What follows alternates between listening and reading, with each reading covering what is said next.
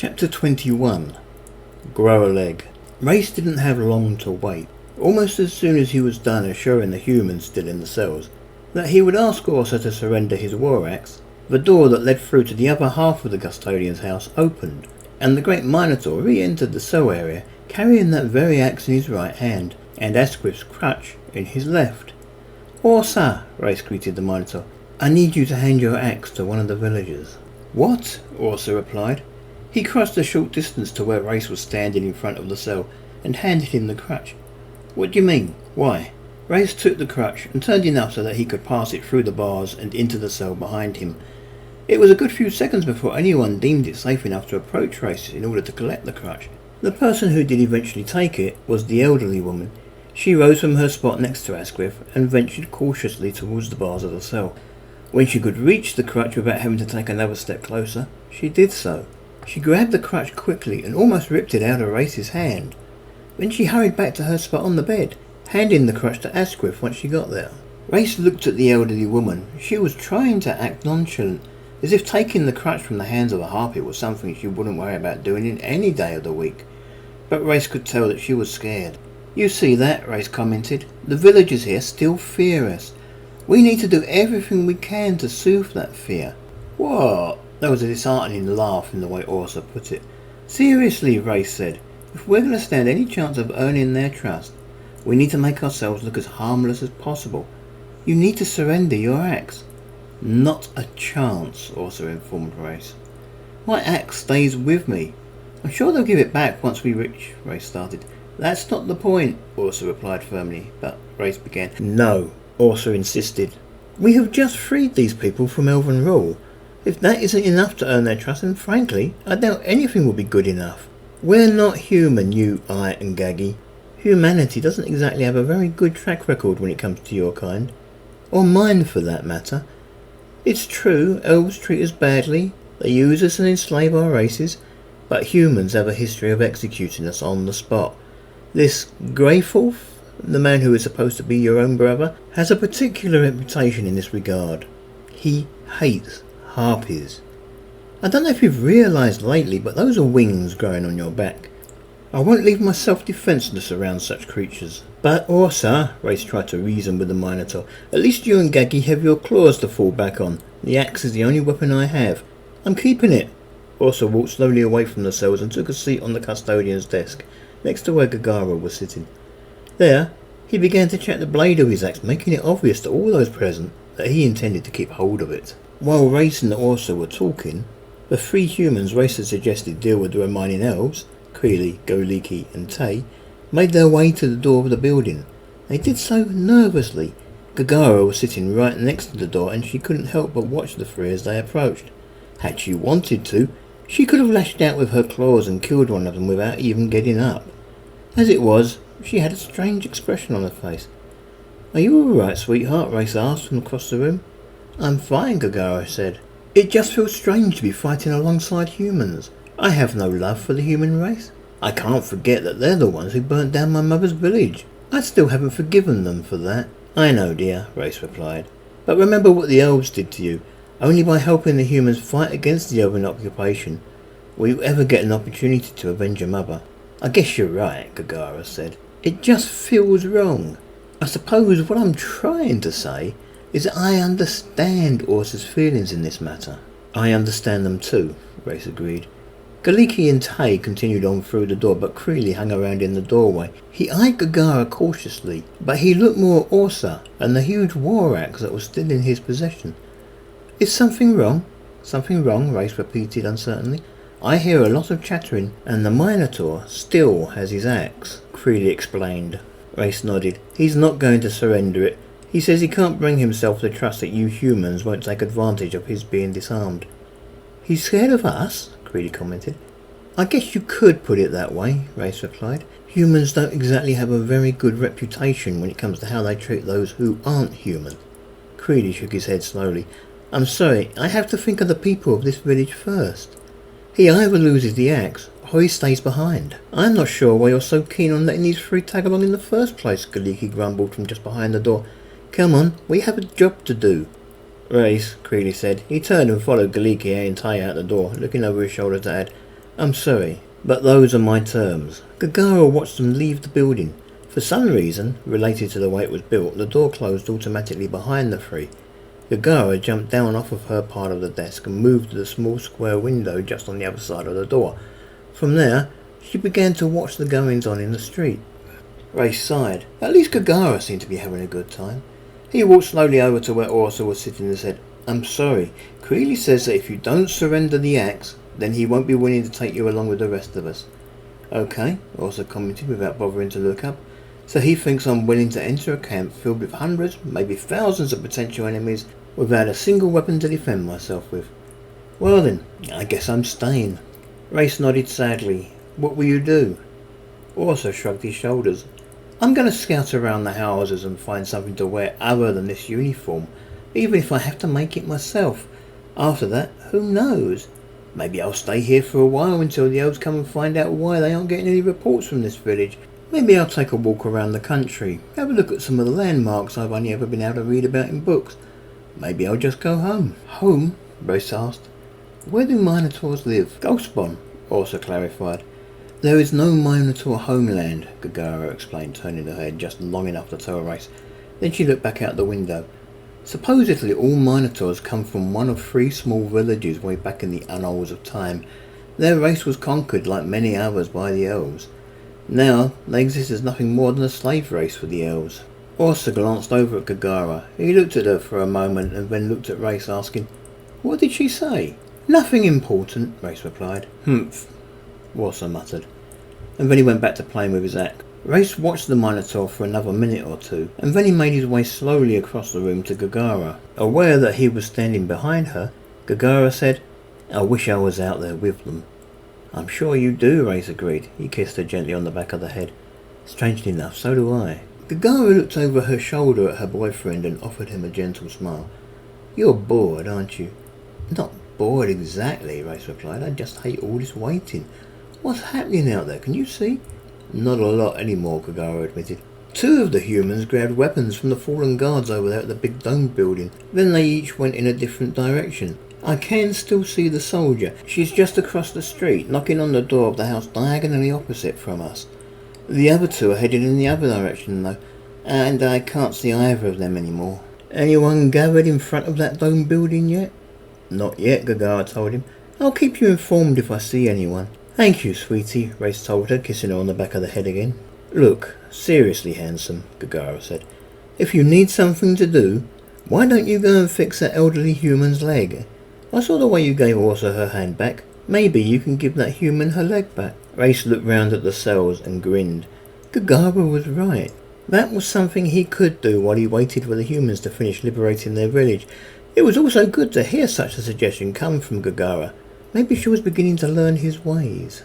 Reyes kissed Gagara once again, and then he massaged one of her shoulders for a moment or two before leaving her by the window and returning to the cells. It seemed strange to Reyes that the cells were still occupied. So far, only the 3 that were out in the street dealing with the remaining elves had even risked leaving them. Reyes clapped his hands noisily together in order to attract the attention of those still in the cells. Not that he needed to bother. Everyone's eyes were on him the second he began to approach. Right, I think it's time you began to gather in front of your municipal building. Not one of them stirred. Reyes sighed and shook his head. He made his way towards a cell that contained 5 of the villagers, Asquith among them. As Reyes entered the cell, the 2 children and the woman in her mid-20s all cowered as far from Reyes as they could. Of the 5, only Asquith seemed unworried by the harpy's presence. The elderly woman sat resolvedly beside the man whom Reyes assumed had to be her husband, but the look of fear was clear even on her face. Oh, please, Reyes said to them. If we wanted to hurt you, we would have by now. Nor would we have arranged to liberate your village. Not one of the villagers in the cell seemed in the least bit convinced by Reyes' words. They all pinned themselves to the walls as far as they could get from him, their eyes glued to his every move, as if they expected him to suddenly show his true colours and strike them down. Reyes gave them no more thought. Instead, he walked across the small cell and crouched down next to the elderly man, Asquith. What is it, beast? Asquith asked. The elderly man stared at the harpy with no sign of fear in his eyes. This wooden leg of yours, Reyes said. Do you mind if I asked how you got it? Careful, the elderly woman warned. She had shuffled a little further along the bed so that she was as far from Reyes as she could be without actually leaving the comfort of the mattress. Once you start him talking, you won't stop him. Oh, hush, Jacker. Asquith turned his head sharply to chastise her. I'm not that bad. The beast wants to know about my leg. Only if you want to tell me, Reyes said. Something seemed to brush gently against one of Reyes' wings. When he glanced over his shoulder to see what it was, he saw one of the two girls moving quickly away from him. Yes, Asquith muttered. I'm not a brave man by nature. I suppose I could tell you some tale about how I lost my leg defending my land against a torrent of ravenous harpies trying to raid the village. There might even be some irony in that, considering what you are. I could tell you I lost it in some war, but there haven't been that many wars in this part of the world. In the end, I guess I'm left with the truth. I warned you, Jacker commented. It was a long time ago, Asquith explained. I was barely into my 30s. I was a hunter, the best hunter in the village. I prefer to use a spear rather than the bow, unless I happen to be fishing, of course. When I go fishing, I prefer to use an ordinary rod with a nice selection of bait depending on the type of fish I'm after. Unfortunately, the selection of fish actually available in the River Nemo is limited to only about 12 different types, and at least 3 of those are seasonal. I remember one summer when Jacker coughed loudly. You see what he's like. What? Asquith commented angrily. You were telling the harpy about your leg, dear, not about your days of fishing, Jacker reminded him. Oh, right, yes, Asquith said. Reyes felt something brush against him again. This time it was at the very tip of his tail. Once again he glanced over his shoulder, and this time he saw the other little girl backing quickly away from him. It seemed the two girls were playing some sort of game. Well, anyway, I was barely in my 30s. You said that, dear, Jacker told him. You were barely in your 30s, and you used a spear. Yes, indeed, Asquith agreed. You see, the spear took a lot more skill to use than the bow. You have to get that much closer to your prey. Sometimes you even had to get close enough to look the creature in the eye before you let go of the spear. I was a master with the spear. No one else in the village was as good a hunter as I, and even many of those who used bows looked up to me as a superior hunter. I was the best there was. Well, Jacker commented. Yes, well, there was this one man, Asquith explained. He went by the name of Clemlow Greenfinger. He used a bow, and it was widely accepted by the rest of the village that Clemlow was the best hunter this village had to offer. Indeed, only 2 people knew the truth that I was the better hunter than Clemlow. My husband and Clemlow himself, Jacker offered. Don't interrupt, woman, Asquith insisted. There was another brush on one of Reyes' wings. This time Reyes didn't bother to look round. He had the distinct impression that the two girls were daring each other to touch him. Where was I? Asquith commented. Look, Jacker said, I'm going to cut through all this garble for you. Asquith thinks Clemlow deliberately dug a pit in the same section of forest that he knew my husband liked to go and hunt. It would be totally out of character for someone like Clemlow to suddenly switch from the bow to building animal traps. Not if the animal he wanted to maim was me, Asquith said. Then he looked sharply at Jacker. Damn it, woman, this was my story. The way you tell it, dear, the war would be over before you finished, Jacker told him. Gagara chose that moment to speak. The street in front of that dome building has quite a number of people in front of it. I can't begin to guess how many. Maybe if they were to keep still for a moment? It's okay, sweetie, Reyes called back. Just let me know when you see the soldier on the steps of the municipal building. I think that's the best place to make an impassioned plea from. That's quite an ugly language you creatures speak, Asquith commented, sneering. You think so? Reyes replied. I always thought it sounded quite pretty. Anyway, Asquith said, his tone slightly tinted with anger for having his story ruined. That's about it. Clemlow set a trap and I fell into it. I broke my leg in several places. A broken leg could heal, Reyes suggested. If you have a doctor to tend it, perhaps, Jacker mentioned. The only one with any medical experience at all was the village elder at the time, a man by the name of Eiffel. I'll admit I liked Eiffel. He was always willing to spend time talking to me. He had been fundamental in my winning of the hand of Jacker in marriage, although that was way back before I lost my leg.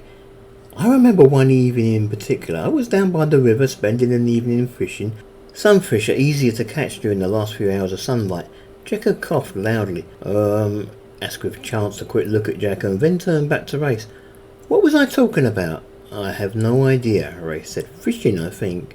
Or was it wearing Jacker? I lost track. Once again, Reyes felt something brush against him. This time it was his head.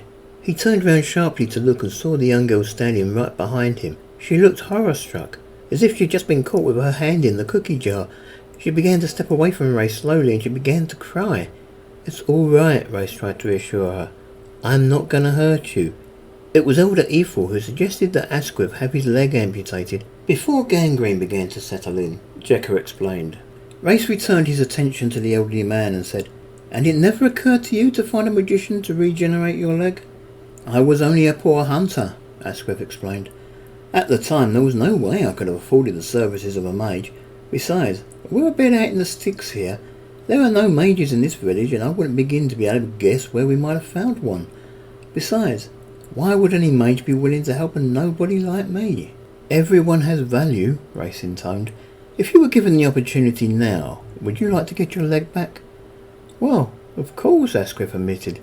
"I don't think it'll ever happen, though." "I have some minor skill with magic," Reyes explained. "Yes, I thought it strange the way you were able to unlock the door of the cells. I always thought harpies weren't supposed to be able to use magic. Then again, as little Soma said, harpies aren't supposed to be male either.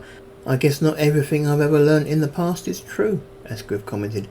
"And you think you can fix my leg?" "I'm not an expert," Reyes said. "I don't want to get your hopes up. If you're willing to trust me, I'll try to give you your leg back. But I warn you, this spell fails for me easily as often as it actually works." "I'd like my leg back," Asquith commented suspiciously. "What's the catch?" "No catch," Reyes promised. "Don't trust him." This was from the woman in her mid-20s. "It's not your leg," Asquith told her sternly. "Very well. Let's say for a second that I agree. What happens next?" "First, I'll need you to make yourself as comfortable as possible," Reyes said. "The less you move around while I cast a spell, the easier it will be for me. Secondly, I'll need you to remove your wooden leg. We don't want the new growth to be stunted." Asquith looked up uncertainly at Reyes, and then he said about undoing the clasps on his leg. It was quite an awkward task. The clasps weren't that easy for him to access unless he first got undressed. Asquith had to put his hands down inside the waistband of his breeches and find the clasps that way. Eventually Asquith got to the last of the clasps, and the leg fell free. Jekker leant down and picked up the leg, placing it gently on the bed between them. "I hope I won't need that again," Asquith told her. "Best to be sure first, dear," Jekker replied. Before doing anything else, Reyes looked around at the two young girls. "I'll need you two to stop playing your game for now. I need to be left alone so I can concentrate." Reyes glanced up at the woman in her mid-20s. "Perhaps you can make sure they don't disturb us." "Like I'd do anything to help you," the woman replied firmly. "Iddy," Asquith insisted. "Do as the beast says." "Yes, grandfather," Iddy replied, sounding sufficiently chastised. Then she walked across the cell and grabbed the two young girls. "Come on, over here. Let the creature work." Reyes waited until Iddy and the girls were back over on the other side of the cell, and then he returned his attention to Asquith and the leg. "Right," Reyes said. "I warn you, if this spell does work, it will probably hurt a bit. I promise you, though, it won't be fatal." "Go ahead," Asquith insisted. Reyes peeled the man's breeches away slowly, only too aware that every time he touched the leg with his hands, Asquith shivered uncontrollably with horror at Reyes' slightest touch. "Please stay calm," Reyes said. He placed his hands about the leg and began to concentrate. For the third time this day, Reyes tried to cast a spell. The last two times it had been successful. Reyes hoped it would be this time as well. Slowly, he channeled energy into the stump, moulding it in his mind. He began to speak the chant, and this time didn't even seem to realise that he was doing it until he reached the last few words. It was almost as if the spell was casting itself, as if the more often he cast this spell, the easier it got. Asquith grunted in pain. Then the bone, muscle, flesh at the end of his stump began to grow. The leg took shape slowly, adding layer upon layer. Once the spell was cast, Reyes was able to settle back and watch his handiwork. It wasn't going to stop growing until it was complete. The leg grew to about the same length of Asquith's other leg. It ended in a perfect human foot. "How does that feel?" Reyes asked. "Fine," Asquith replied, seeming eager to try it out. He lifted himself up off the bed and almost immediately collapsed. Reyes was there in an instant and caught him. "Take it easy at first. You'll need to get used to your new leg gradually. Try walking about the building a little." Reyes handed the task of supporting Asquith to Jekker. Jekker took her husband while still trying not to touch Reyes. She allowed Asquith to use her as a support while he got used to his new leg. Then suddenly she noticed something strange. "What has happened to your hand?" "What's wrong?" Reyes asked. Jekyll looked at Reyes. For as long as I can remember, the nail on the little finger of his left hand has always grown at an odd angle. Now it seems to be perfectly straight. Oh, yes, Reyes said, climbing back to his feet. The spell does that. You'll probably find all sorts of small things repaired in much the same way. It's nothing to worry about unless you like being deformed. Thank you, creature, Asquith said. Come, Jekka, my dear. Take me to the meeting in the street. Then he said, Family, come. We owe these beasts a debt of gratitude.